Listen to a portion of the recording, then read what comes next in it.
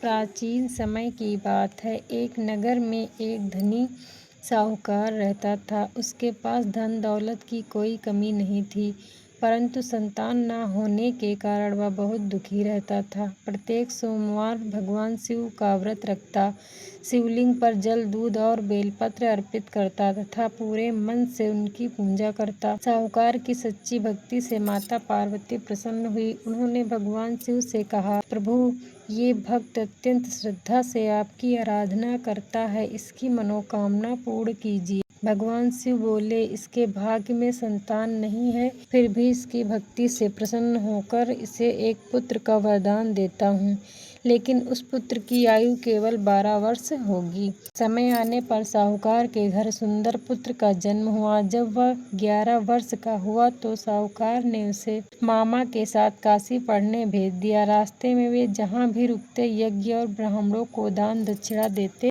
चलते। एक नगर में राजा की पुत्री का विवाह था। वह एक आंख से काना था। राजा ने साहूकार के सुंदर पुत्र को कुछ समय के लिए दूल्हा बनाकर बारात में बैठा दिया। विवाह के बाद साहूकार के पुत्र ने राजकुमारी की चुनरी पर लिख दिया कि उसका वास्तविक पति कोई और है। बाद में सच्चाई सामने आने पर राजकुमारी ने काने वर के साथ जाने से मना कर दिया। आगे चलकर काशी में 12वें वर्ष के दिन साहूकार के पुत्र की मृत्यु हो गई। मामा विलाप करने लगे। उसी समय भगवान शिव और पार्वती वहां से गुजरे। माता पार्वती ने साहूकार के पुत्र को जीवित करने की प्रार्थना की।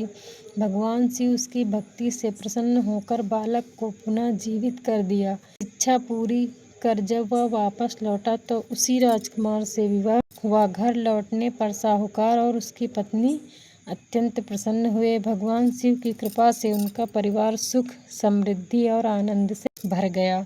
जो श्रद्धा पूर्वक सोमवार का व्रत रखकर भगवान शिव की पूजा करता है, उसकी मनोकामनाएं पूर्ण होती हैं और भगवान शिव की कृपा सदैव बनी रहती है।